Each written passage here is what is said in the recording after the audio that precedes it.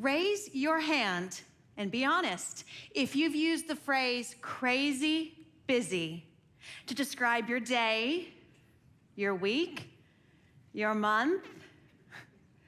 I'm an emergency room doctor, and crazy busy is a phrase you will never hear me use. And after today, I hope you'll stop using it too. Here's why you cannot afford to use crazy to describe your busy.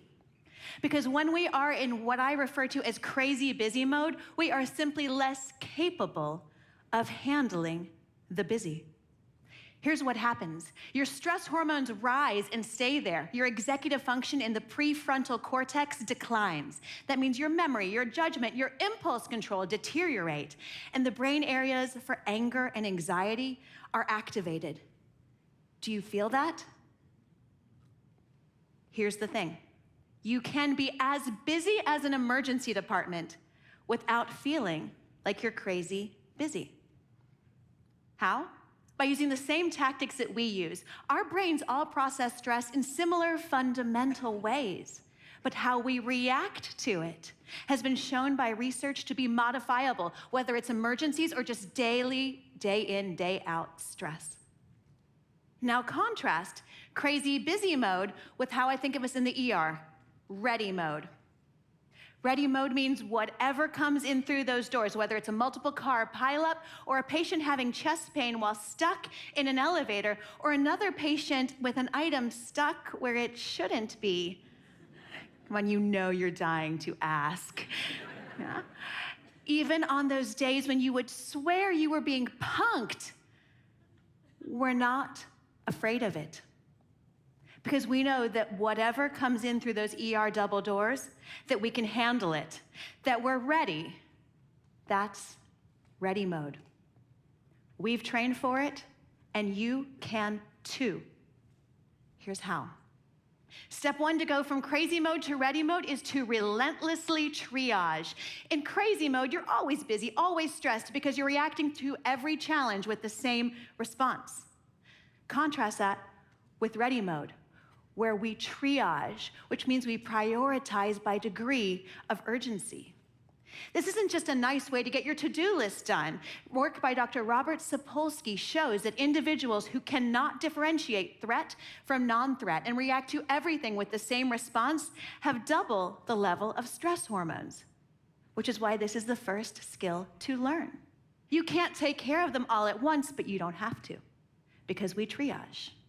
Red, immediately life-threatening. Yellow, serious but not immediately life-threatening. Green, minor. And we focus our efforts first on the reds. Now hear this. Part of the problem in crazy mode is that you are reacting to everything as if it is red. So start by triaging correctly. Know your reds. They're what is most important and where you can most move the needle. Now, it's easy to be confused by noise, but what is noisiest is not always what is most red. In fact, my severe asthmatic patient is most at risk when he's quiet. But my patient over here demanding that I bring her flavored coffee creamer, she's noisy, but she's not red. I'll give you an example from my own life. Last spring, my house flooded. My 1-year-old was in the ER. I was supposed to do a fundraiser for my 4-year-old's school, and the final chapter of my book was beyond late. Maybe not ironically, that was the chapter on stress. My red tasks were getting my 1-year-old better and finishing my book. That was it. Remember, relentlessly triage. The house flood repair, well, once we had stopped and stabilized the damage, it was no longer a red. It felt red, but it was in fact just noise. No, really, it was quite noisy. This picture on the far right is me wearing earplugs to focus on my book while the floor is being mechanically dried around me. Know your reds, and do not let your non-reds distract you from them. By the way, it is liberating with a green task to every once in a while be able to remind yourself, that's a green task. No one's gonna die.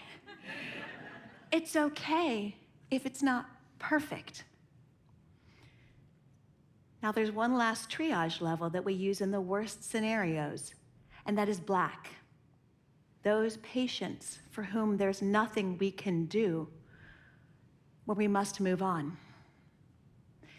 And although it is gut-wrenching, I mention it because you each have your own equivalent black tasks in your life. These are items that you must take off your list. And I think many of you know what I'm talking about. For me, this was the fundraiser. I had to step down. Because as we in the ER know, if you try to do everything, you have no hope of saving your reds. Step 2, to go from crazy mode into ready mode, is to expect and design for crazy. Half of handling crazy is how you prepare for it. So if step 1, we triage, step 2, we design to make those tasks easier to do. Science shows us that the more options we have, then the longer each decision takes. And the more decisions we have to make, then the more exhausted our brain gets, and the less it is capable of making good decisions. Which is why this step 2 is about finding ways to reduce your daily decisions. Here are 4 easy examples you can use in your daily lifestyle. Plan. Plan your entire week's meals on the weekend so that when it's Wednesday at 6 p.m. and everyone's hangry and requesting pizza, you have no decisions to make to get a healthy meal on the table. Automate. Never leave anything to remember that you could automate, whether it's scheduling it as recurring or saved list or recurrent purchases. Co-locate. When it comes to exercise, store all the equipment that you need for a certain activity together, charged and ready so you don't spend energy looking for it. And decrease temptations. For anyone driven by sugar cravings, anyone? Yeah, say aye, go ahead. That itself is its own form of crazy mode and self-medication for crazy mode. But stop working your willpower. Design differently. If a food is out of immediate reach, such that you have to use a stool to reach it, even when it's chocolate, study participants ate 70% less without thinking about it. I know, let that sit for a second. Design to make the choices you wish to make easier. Which brings us to the 3rd step, to go from crazy mode to ready mode, and that is to get out of your head. Come with me, different story. I'm working in a small satellite ER when a woman comes in labor. I realize that the cord is wrapped, not once, but twice around the baby's neck, and I'm the only doctor. I was scared, but I couldn't let it derail me. Because you see, we all get nervous, we all get scared, but it's what you do next that matters. That first feeling isn't the problem. It can be an important sign. The problem comes when we let it derail us, when that internal monologue starts and we catastrophize and we start to get that tunnel vision. That's how you think when you're in crazy mode, and you cannot solve anything that way. Now, I promise to come back to this story, but first, how do I get out of my own head? There are many tactics that you may hear, but for me, I find it best in the moment to actively put my focus on someone else, to deliberately make myself see the person in front of me, see myself in the arena with them. What do they need? What do they fear? And how can I help? This may sound like a whole lot of warm and fuzzy to you, but it's not. In fact, research shows that when you prime your brain with what is essentially compassion, we disrupt that tunnel vision and internal monologue. You widen your perception so your brain can actually take in broader information, so you see more possibilities and can make better decisions. Try it. Know that your internal monologue can derail you. And realize that when you get out of your own head, you get out of your own way. Now, what happened to that baby? I focused not on my fear, but on the mother and the baby and what they needed me to do. Got the cord off of the baby's neck, and a healthy, screaming, kicking baby arrived just as a dad ran in from the parking lot. "Hi, you have a son. I'm Dr. Daria. Congratulations. You want to cut the cord?" And for a moment, the strong cries of a newborn drowned out the beeps and the sirens that are the normal sounds of the ER. But there was also something else. Because when I walked back out of that mother's room, I saw several of my other patients hovering nearby.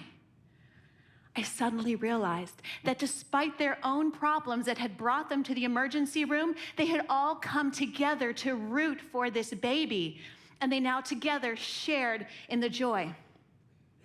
Because that is what happens when you go from crazy mode to ready mode.